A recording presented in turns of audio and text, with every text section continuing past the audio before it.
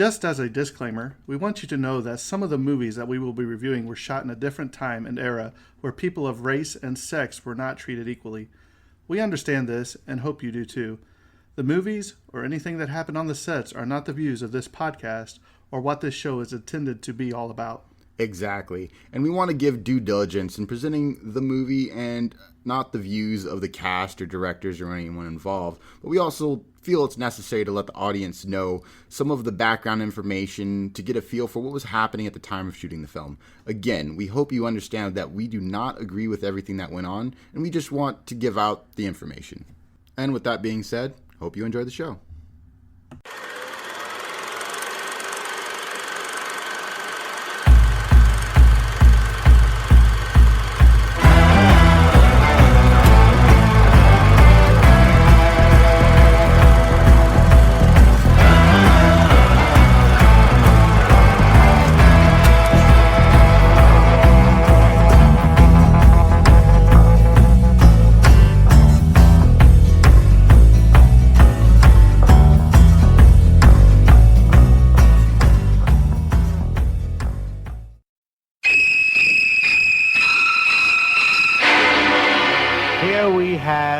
Quiet little motel, when in fact it has now become known as the scene of the crime.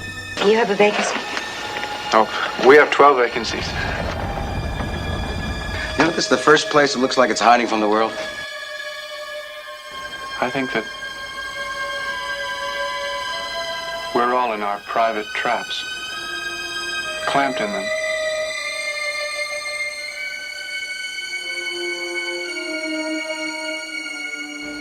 And none of us can ever get out. Is anyone at home? Oh, that must be my mother. Is anything wrong?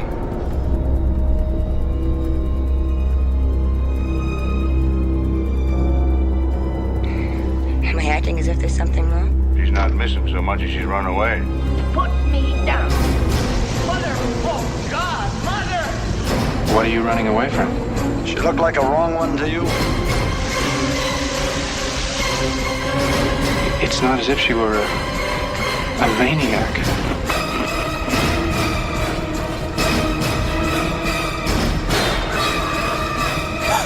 She just goes a little mad sometimes.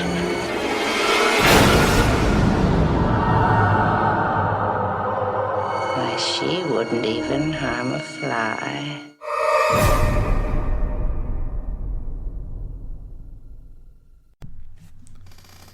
Welcome back to episode 2 of The Tragedy of Cinema. And as you can tell from the trailer that we put at the beginning, Terrence, we will be discussing one of your favorites, Psycho. By Alfred Hitchcock, yes. We thank everyone very much for listening to us already. We've already hit 46 listeners in less than a week.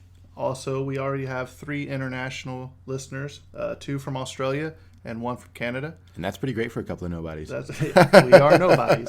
So, Terrence is going to go over real quick what you can expect out of this podcast. This is going to be a little bit longer episode because there's just so much information on this movie. We want to do it justice and make sure we cover all the facts. Absolutely. There's a fountain of information for this movie. And so basically what we're going to go over is first we're going to go over the main information, stuff that's already known, the cast, some of the numbers, statistics, equipment, stuff like that. And then we're going to jump from there into unknown facts and trivia, and then close it out with our opinions and then the actual closing. Also, before the closing, we ran a contest on social media that anybody that told me what they listened to the first episode on was going to be entered into a contest to win an Alfred Hitchcock pop head. Yes. With, on the director's cue, says Psycho. Yes, very special for our episode. I believe it's pretty cool. So I have 14 people right now. At the end, I'll give you your number and your name. And then we'll run it through a random number generator. And I'll be contacting the winner by Facebook Messenger or email and let you know where I need to ship it to, or you can let me know where I need to ship it to. Awesome. It's going to be great. With that being said, you ready to dive into it? Let's dive into it. Let's do it. All right. So, obviously, today we're covering Psycho, which original release date was June 16th, 1960. Premiered in New York. Start spreading the news. Exactly. Its budget was $806,000, and then by today's conversion, it made about $6 million. And I'm running averaging up. Estimated numbers. I didn't want to say the whole number, but yeah, it made a lot. But only $806,000 budget. I mean, that's very low. Yeah. So you'll soon find out Hitchcock cut some corners, used some of the staff that he already had for his TV show and other sets. So we'll get into that a little bit later. Absolutely. And so at the box office, it made $15 million, and by today's conversion, that's $426 million. So it made way more than what it put in. So that is a massive success. Can I just say, cha-ching? Exactly. Exactly. That's a lot of money. So its runtime was about your average an hour and 49 minutes, which is actually a little above, because most movies around that time, an hour 30. About so 90 minutes, right? about 90 minutes. So hour 49, ran a little bit longer, just a tad bit longer. Totally worth it. It was filmed with the Mitchell B&C camera, and fun fact about that, there were only about 350 made. Ever? That's impressive. Exactly. This was, excuse me,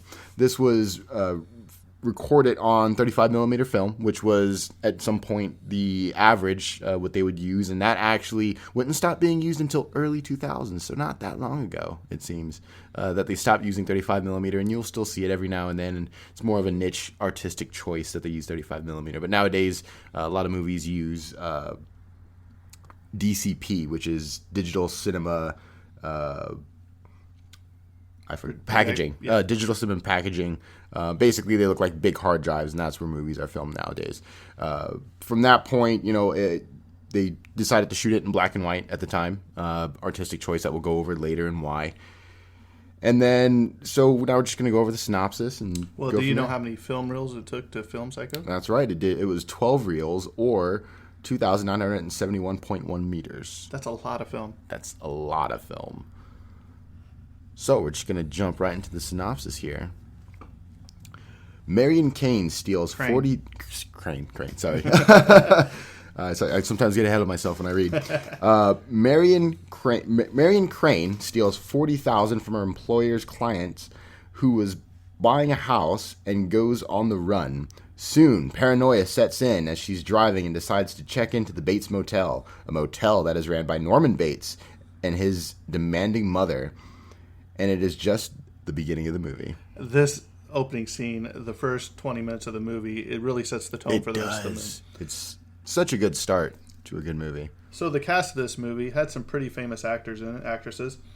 Norman Bates was played by none other than Anthony Perkins. Vera Miles, she played Lilia Crane. John Gavin played Sam Loomis.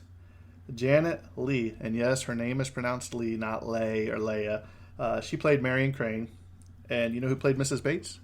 Well, we're not going to tell you right now because we don't want to spoil the movie for you. So if you haven't seen this movie, please stop the recording right now, go watch this movie, and then come back at a later time, because this movie has one of the biggest plot twists of all time and left me speechless the first time I saw it. Absolutely.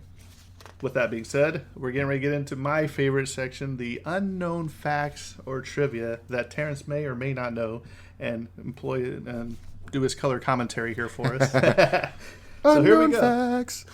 In this scene that has one of the most famous shower scenes of all time, Alfred Hitchcock wanted the shower scene to be silent until he heard Bernard Herrmann's score and immediately fell in love with it and changed his mind.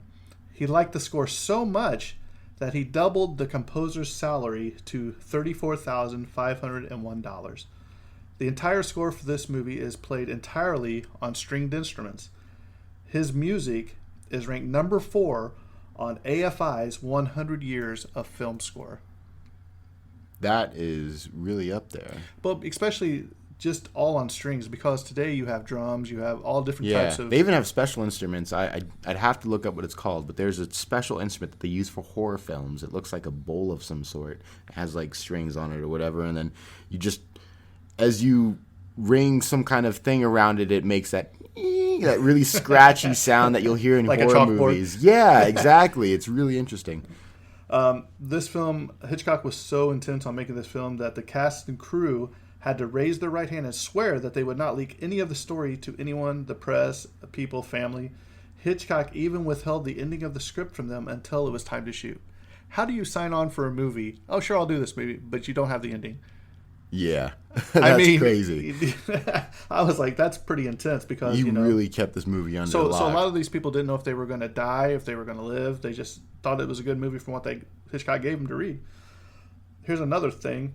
The enterprise known as Walt Disney, they would not allow Hitchcock to film at Disney in the 60s because he had made, and I quote, that disgusting movie Psycho. Disney hated. They hated Hitchcock in general. I wonder if they regret it because it made a ton of money. Oh, it made a ton of money. But I mean, look at Disney. It's a huge juggernaut. They're not missing it. Yeah. Alfred Hitchcock bought the rights from the book written by Robert Bloch for $9,000. He also bought every copy that he could find to keep the movie's ending a secret. Can you imagine? Just trying to find every book so you could keep your movie, the ending, such a secret because the ending of this movie is so, wow. That's all I can say. He really wanted it to impact his audience to the maximum, and he didn't want anyone, because that's how information was relayed back in the day as people talk. And so he didn't want anybody being like, oh, I read the book and I know how this ends. And right. There's some people out there who love spoiling things. And we'll talk a little bit later in these notes about how some other things that he did at the movie theater that was just outstanding for that time to keep people from spoiling the movie. Absolutely. Janet Leigh wasn't bothered to do the shower scene. However, after watching it, she noticed how vulnerable someone could be in the shower, and for the rest of her life, only took baths. I feel that way in the shower sometimes. But do you take baths? The shower head was a 6-foot diameter prop that blocked the central jet so that the water sprayed a cone past the camera without water spraying directly on it. Nice little neat camera trick. Yeah, I mean, especially a 6-foot diameter shower head. Yeah. But you would think water getting on that camera could be really expensive to replace if something went wrong.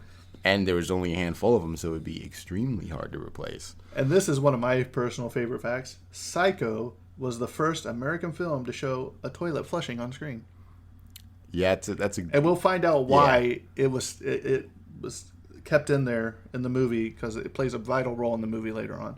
I mean, the 60s were big in doing things that hasn't been shown on film before. There's a lot of movies that were constrained under rules at the time by the FCC that they had to follow, and then slowly directors start breaking down those walls.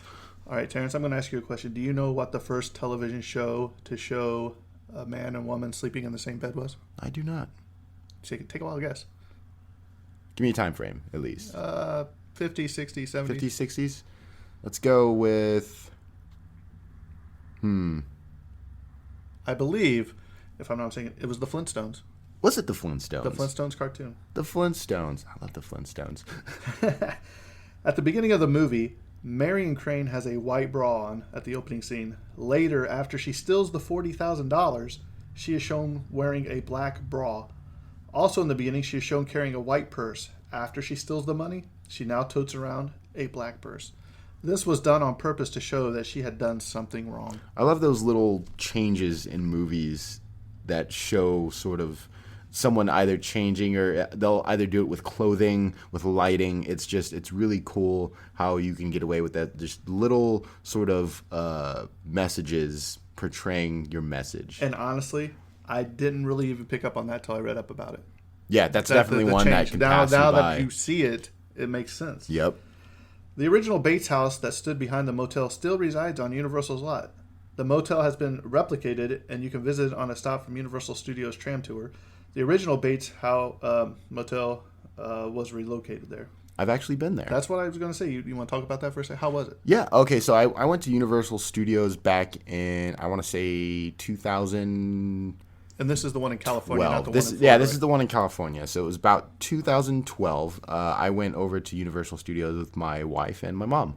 And we had an amazing time. And I actually took the tour. And on the tour, you do drive past the Bates house. And it's great to see. I mean... Do they have it sitting up like on a hill or anything? Or is it's it just it's not on a hill, but it feels like it's on a hill, just where it's placed. Do they have a replica of the motel down there too? No, it's just the house. Just It the is just the house. That is so cool. But I mean, you get to see all kinds of cool stuff on that tour, and they show you. They even show you some special effects, and then you actually get the feel for when they do pyrotechnics in movies, on how even though you're far away, you still really feel the heat. From those pyrotechnics. But yeah, it's if you ever get a chance to go to Universal Studios in California, they have a bunch of new attractions. They still have that tour going on. That house is still there. Definitely check it out. It is worth the visit. It's on my bucket list. I just don't know if I can Absolutely. deal with the California traffic. Yeah, the traffic does get crazy down there. Needless to say, Hitchcock made a fortune with this movie. Paramount Pictures gave him a very small budget to work with, and also deferred most of the box office to him in a contract because they thought the movie was going to flop. How wrong they were.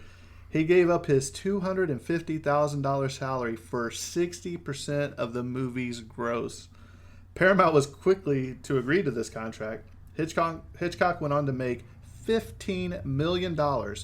In 2016, due to inflation, that was equivalent to $120 million he made from the film. It's making bank. I mean, took the money. He and took a ran. risk, and he did, and it paid off. High risk, high reward. Exactly, and that actually happens a lot more than you think. Where someone's like, "This is gonna flop." Yeah, here, whatever. Here you go, and then it turns out to be a success. But you wonder how many of the other way works too. How many flops That's true. that Yep. people lose a lot. How of many money people, like, hey, I bet everything on this, and then it did not. But all work you out hear at about all. is the good stories. You know what I mean? Yeah, exactly. Hitchcock once received an angry letter one time from a father who said his daughter wouldn't take a bath after seeing the movie Diabolic, and now she was refusing to take a shower after seeing Psycho. What was Hitchcock's reply? Send her to the dry cleaners. That I mean, he just is a hilarious fact just that I has did not he know had a about. sense of humor. And I just imagine that in his voice too. Yeah. you heard his voice at the beginning of the movie in the trailer, and it's so funny. Send her to the dry cleaners. Alfred Hitchcock has a cameo in this movie at the very beginning of the movie, as he does in most of his movies. If you look closely, he is standing outside the window of the office Marion Crane works at in a cowboy hat. Since he was famous for always being in his movies and people would be looking for him, he wanted to be in there early so it wouldn't divert attention away from the movie. And That's I think that is choice. a very smart choice, especially with this movie with the plot twist and the Details, the thriller, and the everything. thrilling, the music. What was the reason he shot the film in black and white? Do you know? Yeah, I do. He thought it would be way too gory if it Way was in too color. gory, and I think it worked out perfectly in black and white. Absolutely, it was an artistic choice that definitely paid off. Another fun fact is we were talking about how he was keeping this under wraps from people spoiling the ending and coming in late. So every theater had a cardboard cutout of Alfred Hitchcock pointing to his watch in the foyer. It had a note that said, "The manager of this theater has been instructed at the risk of his life not to admit to the theater any persons after the picture starts. Any spurious attempts to enter by side doors, fire escapes, or ventilating shafts will be met by force. The entire objective of this extraordinary policy, of course, is to help you enjoy Psycho more, Alfred Hitchcock." There was also a record player playing music that would be interrupted every so often with 10 minutes till Psycho time, 5 minutes till Psycho time, etc. Took this movie showing very seriously. Very serious. That's not really something you see. No, but and it was for the time, Great. the stuff that I we did. still think today that some movies could benefit a lot from keeping some stuff obscure. And in a day where you find out almost immediately who's cast it, and I blame that on social media. Absolutely, I mean, yeah. everybody has a camera on their phone; they can record anything, and just people go see midnight showings at 12:01, and by 2:00 in the morning, they've already released the spoiler for the movie. Oh, yeah, and it's I hate hard to keep away from that because they just drop it everywhere. You can just be scrolling through Facebook or something, bam, it Yep, pops up. there it is. Why did I say that? Robert Bloch wrote the book, and which is Psycho is based off of a novel, but he based that on Anthony Perkins on the real life story of Ed Gein. He is a famous serial killer. He is one bad dude. Terrible, Terrible, awful human murder, being. grave robber, If you- cannibal, just If you the ever worst of the search worst. for him, and if you want to, you can, but just be forewarned that the stuff that he did is very disturbing. So take that with a grain of salt, a warning label, if you will. Absolutely. His acts inspired not only the book, and the book inspired the movie, but it also inspired the likes of Texas Chainsaw Massacre. Other serial killers too. Exactly. Hitchcock used chocolate syrup instead of blood because it showed up better on the black and white film. Got that consistency he wanted, Yeah. and it looked really good. Really good. Very well. Yeah, it was a really cheap special effect that worked.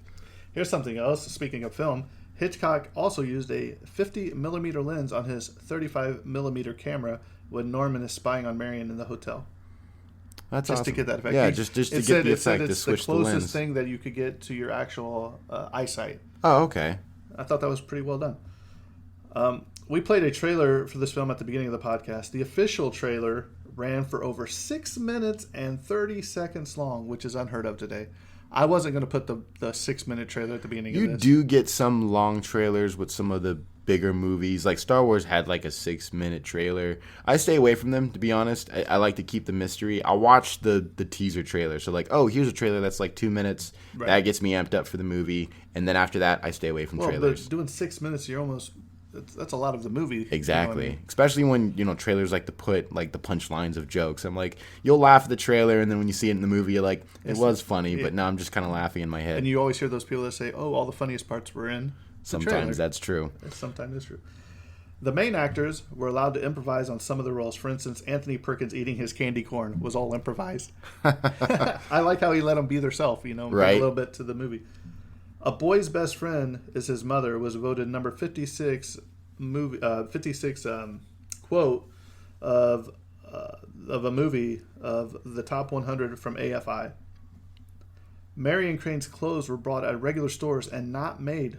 Hitchcock wanted people to relate to her and wanted her to wear something that a secretary could afford. He brought it very back down to earth. Oh, yeah. I mean, that's also shows the research that was put into the movie and it wanting to be authentic as possible and get the feel that you need. Right. Janet Leigh wore moleskin patches when doing the shower scene, so no nudity was involved. Exactly. And if they would have left nudity in this movie, I don't think it would have got the rating it did, and I don't think it would have been the success that it was, especially back then. Yeah, I was going to say, I don't know if that was allowed at the time. I don't know if that barrier was broken just yet at that time in the 60s. I'd have to do more research and look into the rules I was talking about earlier. But there was a very strict rule set they had to follow. So they had to slowly break down the walls with small stuff like what we'll talk about later. Anthony Perkins was so typecasted from this role as Norman Bates that he refused to talk about this movie for 4 years after its release. Typecasting in general is a terrible thing. Yep. There are big differences between the book Norman and the movie Norman. In the book, Norman is fat, older, wears spectacles, and is short. In the movie, he is young, handsome, and sympathetic.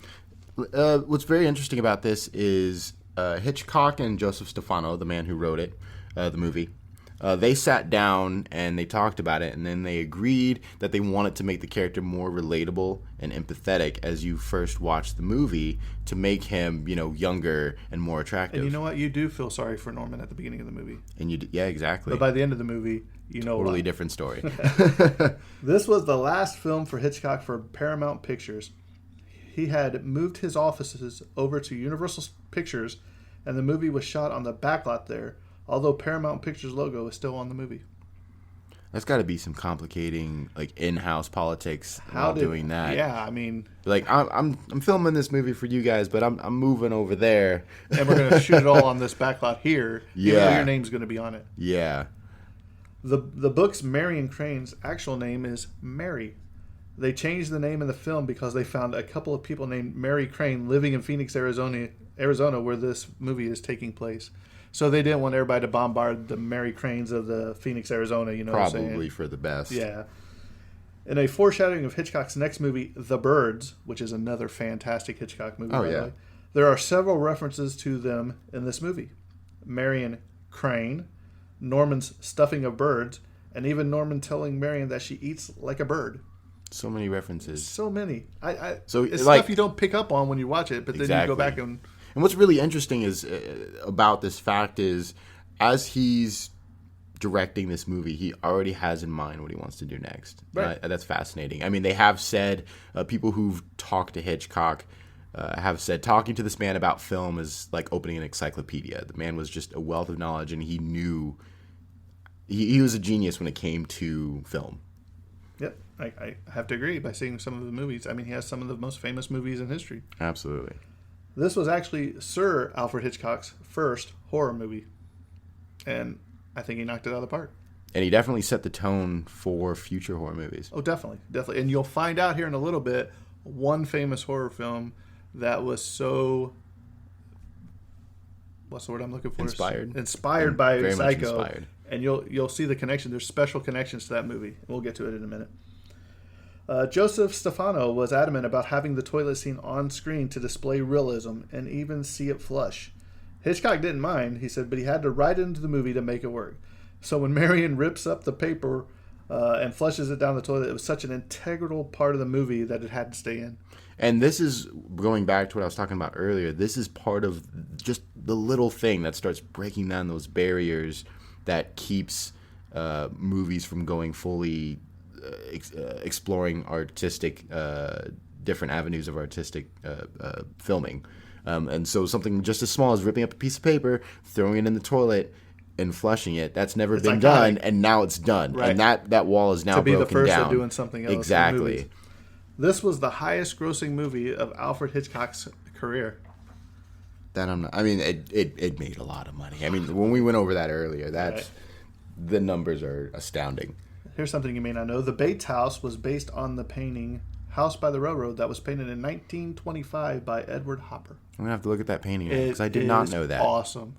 The uncanny resemblance. You can see it where he got it from. Joseph Stefano, when writing the screenplay, was in therapy dealing with his relationship with his own mother. I wonder how much of that played into the part of this movie. I mean, it definitely had to inspire some of the writing in some way. Oh, it had to. But I don't even want to know what was said behind those closed doors because of how much made into the movie. Janet Leigh had only 3 weeks to work in this movie and spent one whole week of it working on the shower sequence. How did she pull that off? I mean, how long it took to film the shower sequence alone, especially because when you watch it, it's very quick, and which was masterfully filmed, by the way. But it it's all these very quick shots as she's getting stabbed, and the score going on. It's not. It's a decently linked scene, but it's not a long scene to be like, wow, it took 7 days to film this. And something else, I don't know if I put it in my notes, but there's an urban legend going around that Hitchcock turned on the cold water to get a natural scream from her. She said that's not true.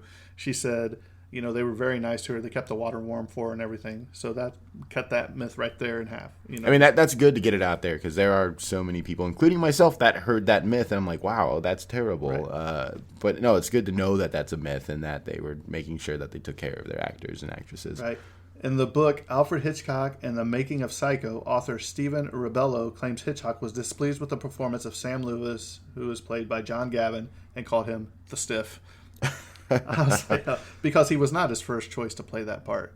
But that's what the Universal or Paramount wanted to cast as in that role. Probably due to like contracting rules or something like that. Right. Yeah. The sound the knife makes penetrating the flesh in the shower scene is actually the sound of a knife stabbing into a cassava melon. That I did know, and I still find that super interesting.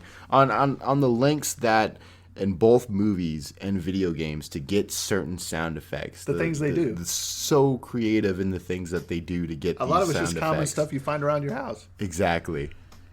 There was a canvas chair left on the set with the name Mrs. Bates. Everyone kept wondering who was going to play Mrs. Bates. And I'm still not going to tell you till the end of this podcast in case you haven't watched this movie yet. Even though we gave you the warning earlier. Right. If you haven't gone to watch it, go watch it right now. In 1992, this movie was selected for preservation by the Library of Congress at the National Film Registry. That's awesome. That is pretty awesome. That I didn't know. Yeah, it's really awesome. Janet Leigh and Anthony Perkins were both asked about being stereotyped forever for their roles in this movie.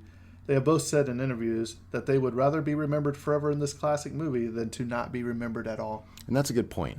That's a very good point. I mean, they came out on top, I think. Because, I mean, as an actor or actress, you never know when, like, okay, this is my big one and it's all not going to ever hit this mark again. It could be your last one. It could be your last one. So it's very difficult when it comes to typecasting. Like, typecasting is terrible, but sometimes it's necessary. Right. And some people don't mind it, some people do. It's really... Well, take, for instance, Harrison Ford. He hates being known as Han Solo. That's very true. Yeah. That's why he wanted him killed off in The Last Jedi. Yep. Because he's like, hey, look, I'm past this role. Like, I don't want anything to do with the role anymore. Hitchcock was ill when the crew shot Arbogast going up the stairs in the house. When Hitchcock saw it, he reshot the scene. The other scene seemed like he was going upstairs to kill someone. Huh. Yeah, this is another famous scene. Hitchcock often teased that Mrs. Bates would be played by Judith Anderson, who played Mrs. Danvers in Rebecca. Have you ever seen Rebecca? I haven't seen Rebecca. I'm going to have to check that out. You need to. It's an older movie. It's not bad. On a TV show interview, Hitchcock said that the shower scene was shot so fast that it took 78 pieces of film in 45 seconds. Wow. I mean, wow. That's pretty quick.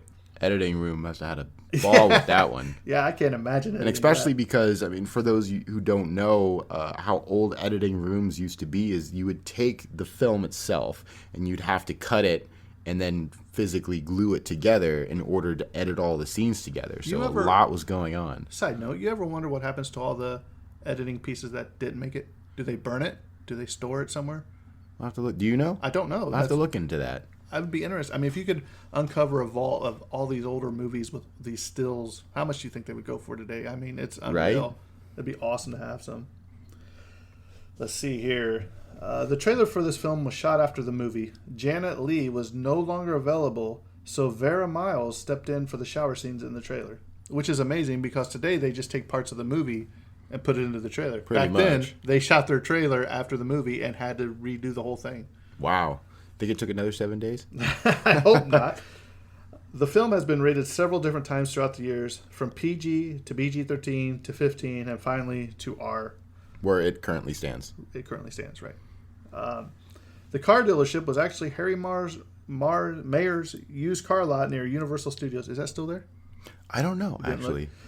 Since Ford Motor Company was the sponsor of his TV show, they moved all shiny new Fords onto the lot, where she goes to switch out her car.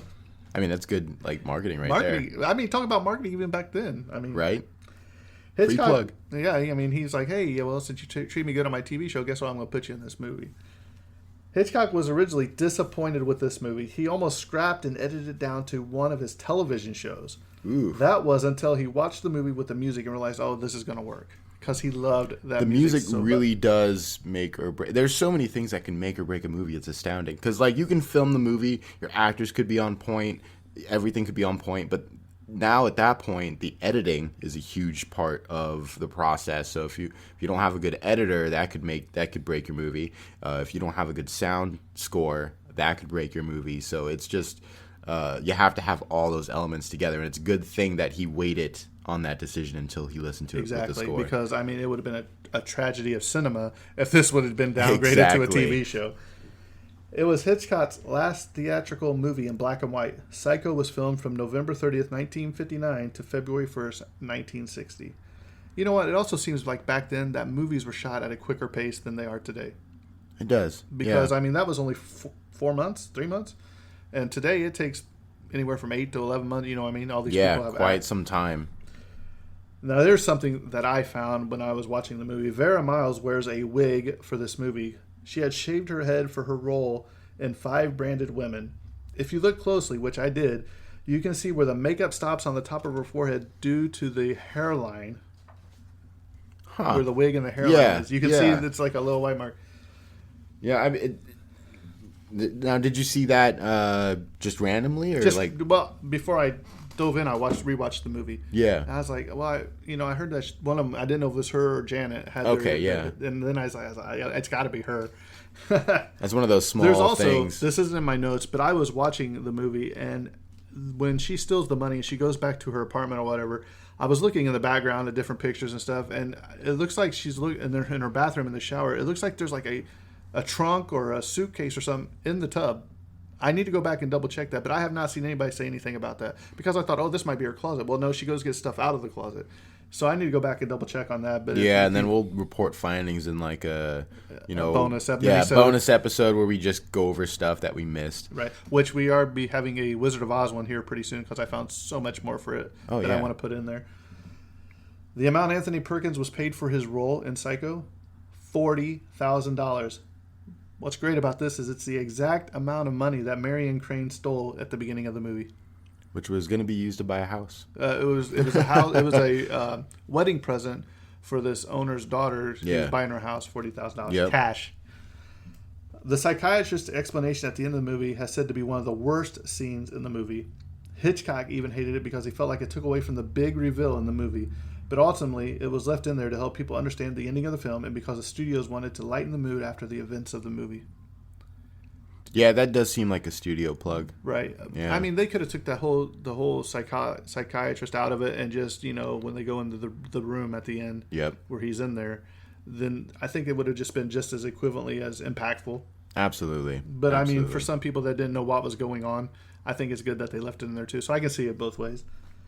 Norman Bates is ranked the second greatest villain on AFI's 100 Years of Heroes and Villains. And now is that current? Still, it stands today, or I don't know. I have to look into that. I mean, that's.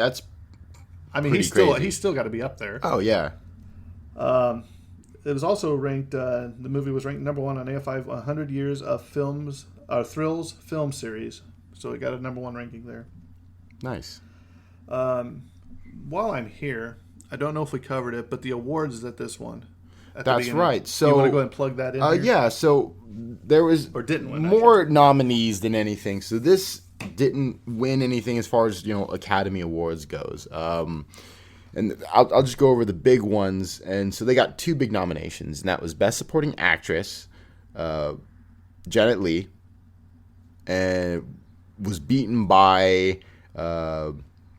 It was Shirley Jones and Elmer Garney. I actually don't know how to say this movie, and I've never heard of this movie before. I have not heard of it either. But it was all over the nominations. I'm going to have to at least look it up, if not check out the movie myself, to see what this Elmer Garney is. And to see if it was really better than Psycho. Exactly, because her role in that was great. And then Best Director, obviously Alfred Hitchcock for Psycho, nomination. The winner was Billy Wilder in The Apartment for directing The Apartment. I haven't seen that one either. But is that the one with Jack Lemmon in it? Was it Jack Lemmon? I believe it was Jack Lemmon because he got best actor. Yeah, I believe so. I think the biggest thing that was shocking was the absence of best actor. For Anthony Perkins? For Anthony Perkins. Because he did such a good job in this movie. He nailed it. There is a particular scene in the movie where he's talking to... Marion? He's talking to Marion. And it starts off like a normal conversation, then he gets mad at her, and then he brings it back again. Right. And then just that transition and this facial, just everything, just nailed it. You could and tell he was about to feel snap. It. Yeah, and then he reeled it back in. You're like, oh, this guy's got some mommy issues. Exactly. And it's such powerful acting. And to not even get nominated, I think, is a huge slap in the face. Yeah. I really do think he at least should get nominated. I want to watch the movies just to see why he didn't get nominated. And you know what? You're really going to be upset when you're going to be like, there's no way they should have won this. Oh, yeah. I feel like every year of Academy Awards. Was that the only 2 you had? Those are the 2 big ones. Okay. Let me actually go over some more, and then I actually have to pull up some other ones that I have saved here. Here's another interesting fact. Norman Bates, when talking to Marion Crane in the parlor, tells her that his father died when he was the age of 5, so mother had to raise him all by herself. In a twist of fate, Anthony Perkins, who played Norman, was an only child whose father died when he was just 5 years old and his mother raised him. Oh, wow. Yeah. Talk about the similarities there. Very. And, maybe that's why he nailed this part he related to this part so much. The scene where the police officer stops Marion Crane was shot on Golden State Highway. Have you ever been on the Golden State Highway? I probably have. Don't remember. I've been all over. Psycho was voted 7th scariest movie of all time by Entertainment Weekly. It is Yeah, also, that makes sense. That it makes is sense. also ranked as the 14th greatest movie of all time in 2007. Dig it. Now here you go. This is the one that I don't think you know, but we talked about a movie that was inspired by Psycho. Yes. John Carpenter was inspired by Psycho when making Halloween in 1978. Janet Leigh played Jamie Lee Curtis's secretary in this movie. Actually, did you know Janet Leigh is Jamie Lee Curtis's mother in real life? And Carpenter couldn't be happier when she auditioned for the role in Halloween. Oh yeah. I mean, if you were super inspired by a movie and everyone involved in it, and for someone You see, to show up and be like, yes. it doesn't matter. We could just cut the auditions now because you're hired. Exactly. So, real quick, I did want to bring up some of the other awards that this movie had won or got nominated for. So, during the Golden Globes, Janet Leigh did win Best Supporting Actress there. During the Academy of Science Fiction, Fantasy, and Horror Films, USA, it won the Saturn Award, which is Best DVD Blu-ray Collection. Doesn't give it up. That was in 2013, so way later when they came out with Hitchcock's collection, they won an award for that. Some other obscure awards. Then there was during the Bambi Awards in 1961, which was also the year that they got their Academy nominees. During the Bambi Awards in 1961, Best Actor International, Anthony Perkins. So at least he was recognized in some other form, but I really wish he was in the Academy Award where it does matter. Right. But it's just awesome that you can tell that he played the part so well that he got nominated at least for a lot of awards too. Exactly. Even though he didn't win them. And those are the biggest notable awards that they won. And there's a lot of obscure sort of award sections and stuff like that. Yeah, what was those two earlier that you said they were lesser known? Was it Oscar or the one? Which ones? Was it the Are you talking about the other movies that beat? No, there was two awards that were not the top tier, but they were underneath in the Golden Globes or whatever. Oh well, we can come back to it. Yeah. Okay, during the Academy Awards.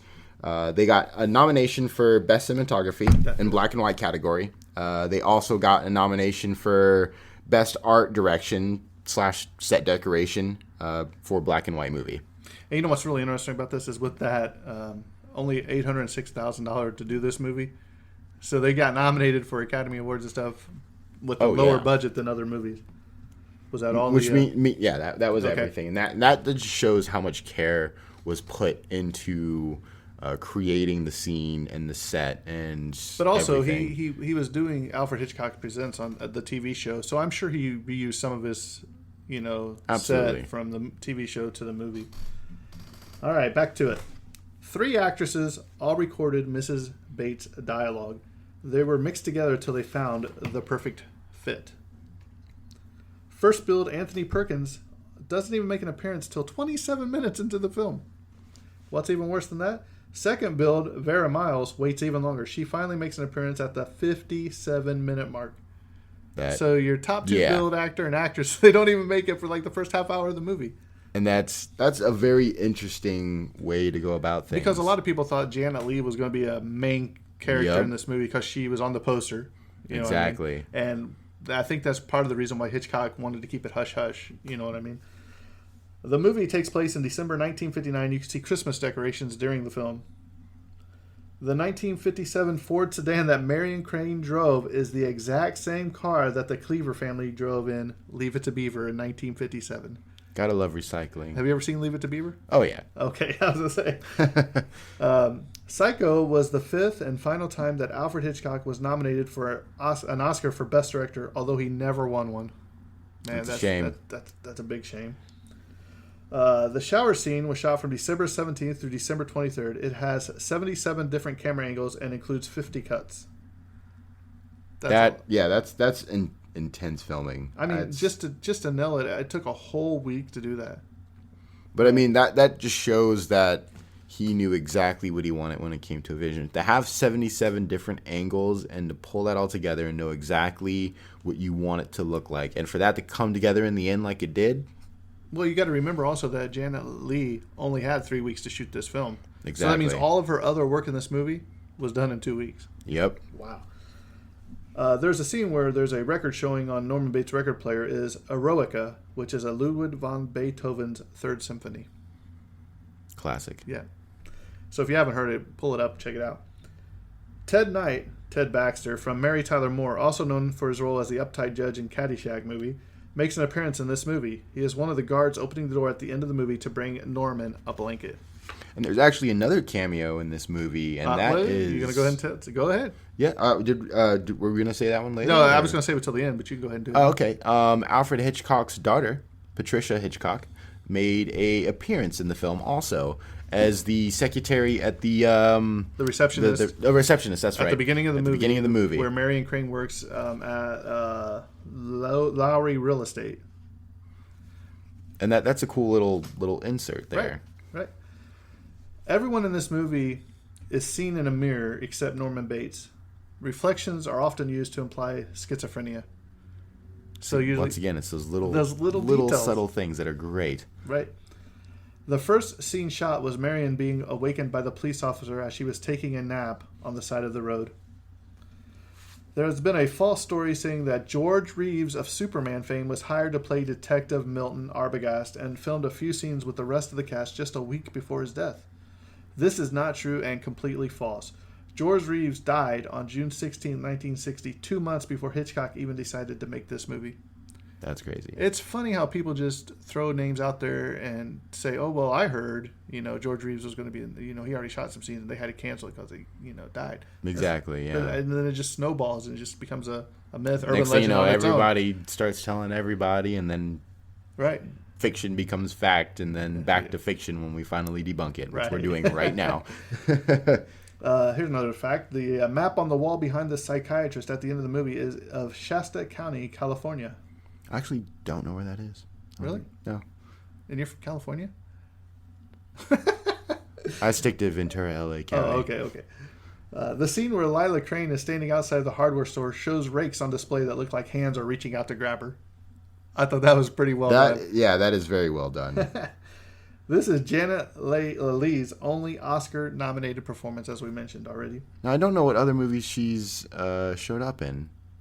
I'm not really sure either. To know if that, she was either, this was her big movie, or if maybe there was another movie that she kind of just robbed. I know she had a couple other from. movies in it, but I don't know if she was ever nominated. Well, I mean, she had to definitely be casted in something after this movie. And maybe even before, I do believe. Oh, yeah. In Psycho 2, Anthony Perkins, Vera Miles, and Virginia Gregg, who was one of the voices of Mrs. Bates, are the only ones that reprise their roles. Several people played Norma Bates in this movie, whether by voice only or in a costume. Well, here we go. We're going to tell the secret here, as Anthony Perkins was shown. So if you haven't caught on by now, the actual killer in this movie, Mrs. Bates, is played by Norma Bates, which is played by Anthony Perkins. Yep. But the way they get there makes you think that she's a different person altogether. Oh, yeah. It's And then the way so- it's filmed is very much just to keep that secret until it's time for the reveal. Well, what really threw me on that is that they had that voice. You know what I mean? So I don't really. The voice isn't really talking, or it's really Norman talking, or it's in his head. But you don't realize that because it even shows him picking her up out of the bed and carrying her, and she's like, "Put me down, Norman." You know what I mean? And it was so well done. The storytelling was just so amazing. In a foreshadowing event, the police officer tells Marion Crane she should have slept in a hotel to be safe. I was like, really? Gotta love those precursors. Marion Crane's love interest was Sam Loomis in Psycho. In Halloween, the doctor's name was Samuel Loomis. As we stated, Janet Leigh's daughters, Jamie Lee Curtis, also starred. So there you see, he named the detective after Sam Loomis. Yeah, another homage in his movie. Here's one. Do you know who the Partridge Family is? I do not. Okay, it was a TV show about a mother and her kids that went around singing, traveling on a bus. Oh, okay. Okay. But the Partridge Family mother, Shirley Jones, auditioned and almost got the part of Marion Crane. Oh, wow. Yeah. So those of you that are of an older generation like I am, you'll understand who the Partridge Family is. Janet Leigh, Vera Miles, and John Gavin all have played parts on episodes of Fantasy Island, as well as the Love Boat TV shows. And I'm sure you don't know what those are either. Do I you? actually do know what those are. Both of them? Yeah, I mean, Wow. I know of them. I haven't watched them, but I do know of them. Okay. Yeah. Yeah, those I mean, were- those were very prominent TV shows. Those were big when I they was were little. out. Absolutely, yeah. Oh, yeah.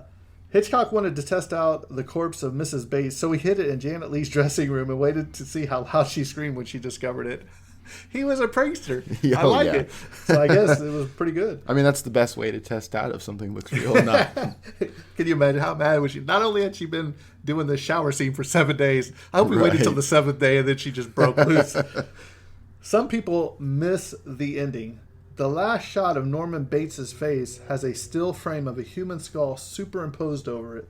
The skull is that of Mother. This turns into the scene where the chain is pulling the car out of the swamp. The chain is placed so it appears to be moving where Norman's or Mother's heart would be, showing the two still tied or linked together. That I did notice when I first watched this movie.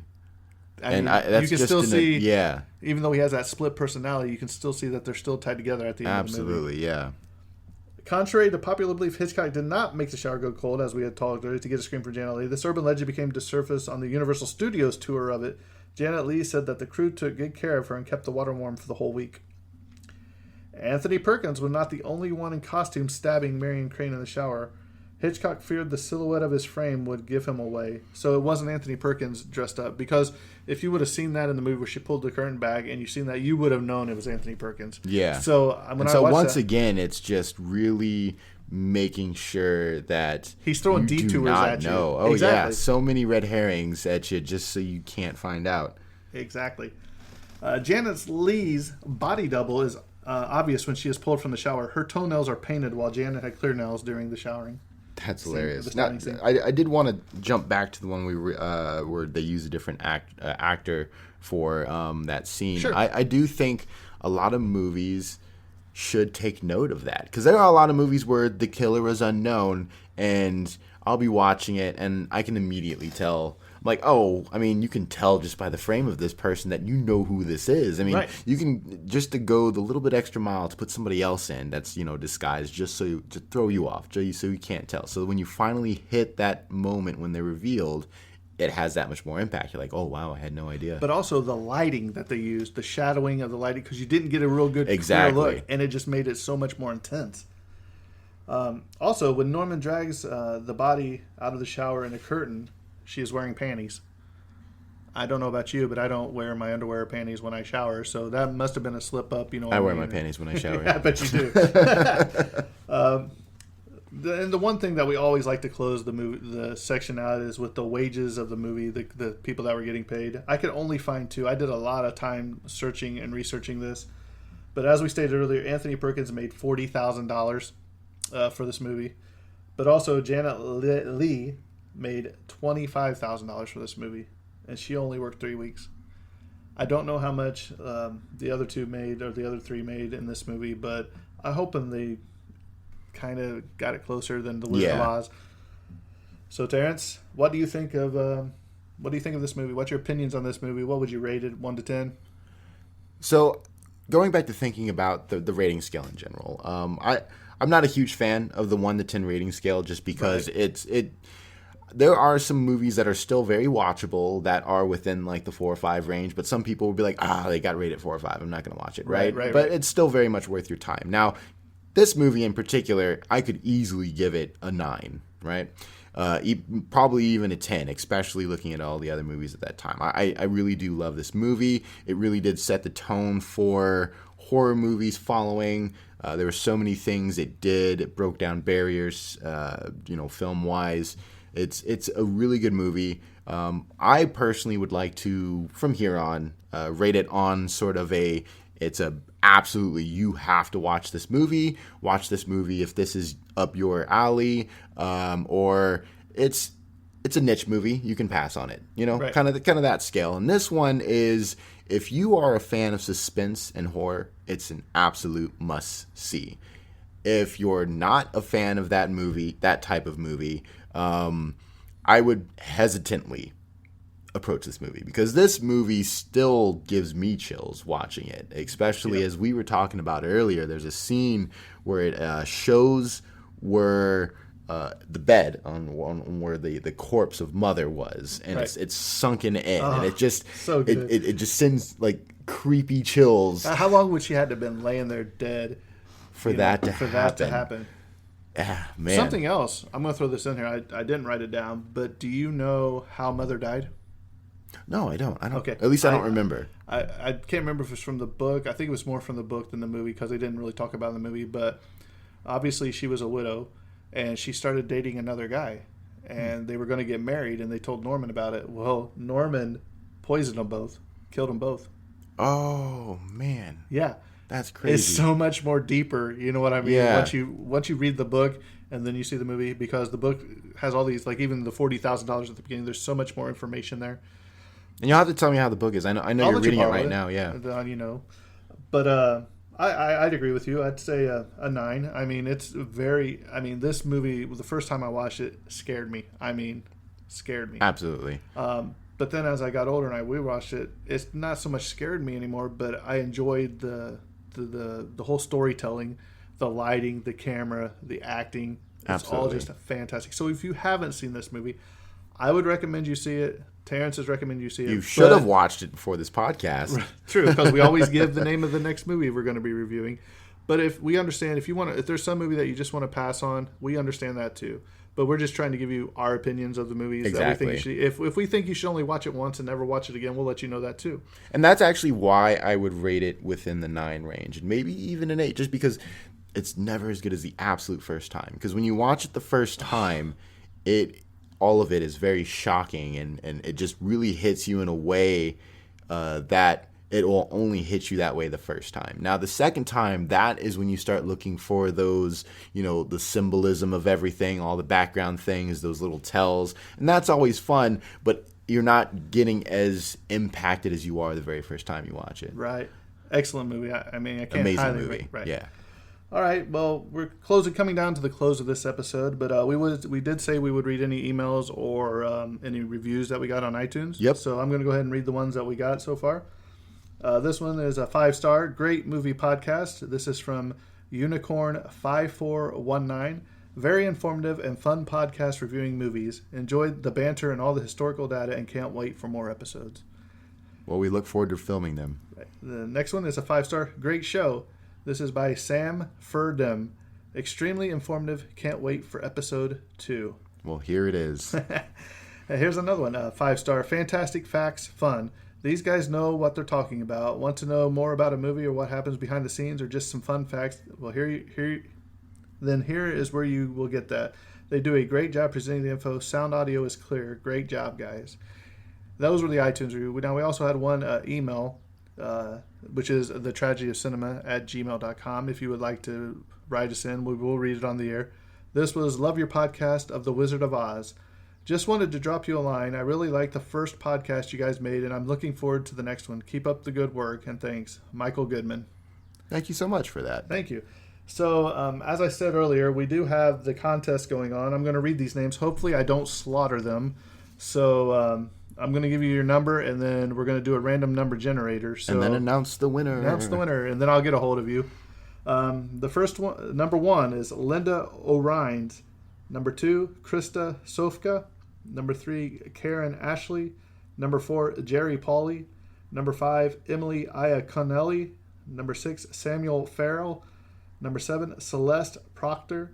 Number 8, Brad Presnell. Number 9, Patrick Sheehan. Number 10, Mike Goodman. Number 11, Lori Worgan West. And number 12, Patricia McCauley. 13, Brendan Cannon. And number 14, Natasha Anchor. So And we just want to give, a special thanks to everybody who participated. That means Exactly. a lot to us, especially this early on in our show. It's great to see the support. And we're also gonna try to do some other contests in the future. So keep a lookout on the social media, my page if you want to follow me or whatever. We are still working on a Facebook fan page where we'll post a lot of this stuff. So with that being said, Terrence, would you like to hit the randomized number here and see what number is going to win? All right. So hit that bad boy. Beep. It is number 13, Brendan Cannon. Congratulations. You have won the Alfred Hitchcock Pop Head. So I know how to get a hold of you. I'll get a hold of you and let me know where to ship it to, and we'll ship it to you. For our next movie, we have chosen Another one of my childhood favorites. I'm so excited for this. You Oh, have yeah. no idea. I don't even think you were born yet. What year were you born? I was born in 1990. Yeah, you were nowhere near born No. yet. So the next But my parents made sure I saw the good stuff. Well, that's good, though. You had good parents. So for our next movie, we are going to be doing a Disney movie from 1982, Tron. Tron is such a good movie. I love Tron And, so and much. the reason we're doing this is there's a lot of information I do not know about the background of Tron And or that's same anything here. about it. I know I enjoyed the movie, Yes. but same. I know nothing about it. So this is Exactly. going to be a learning lesson for us, too. Both of us, yeah. It's going to be really exciting to take a deeper look into a movie that we both just love and enjoy. And that we know nothing about. So Exactly. everything's going to be like, what? Exactly. So again, thanks for listening. We will be doing another bonus episode of The Wizard of Oz 2 here shortly in a week or two. Maybe get 2 We'll episodes. figure it next out. week. We got to figure out where Right. it fits within our schedule and Right. everything. But we're definitely looking to do little bonus episodes where We like to call them mini-sodes. minisodes where we sort of give information that we might have missed the first go around, and we'll figure it out. Maybe if there's a little bit for multiple episodes, maybe we can put it all in one Yeah, episode. just clump it together. Exactly, and be like, hey, here's a bunch of information that is very fascinating and we missed on the first go. So here's a mini-sode to put that Put 'em all information out. together. Exactly, yeah, that'd be Exactly. fun. Well, with that being said, I believe episode 2 of Psycho Wait, is... one last thing. Oh. You can find us on Google Play, Stitcher. iTunes, Stitcher, Spotify. Yeah, and I believe that's it. Yeah, I'm working on the other ones. I'm still having a little technical difficulties on the other ones, like SoundHound. Yeah, those are the big ones, though. Right. Let us know, via comment or email if you know anybody uses any other resource. I believe we hit the big ones, but we definitely want to make sure that we get what people use. Also, if you would like to leave us a review on iTunes, even if you don't have an Apple iPhone or anything, you can create an iTunes account and leave us a review that way, and we will read it on the air in any emails we get. Also, if you have a suggestion of a movie you would like for us to cover, we haven't received any yet, but if you would like for us to cover an older movie, not anything totally new, we won't mind looking at it and giving you a review, looking up some history on that too. That'd be fun. Yeah, That'd be fun. absolutely. So with that being said, that's a wrap. That's a wrap. And Cut.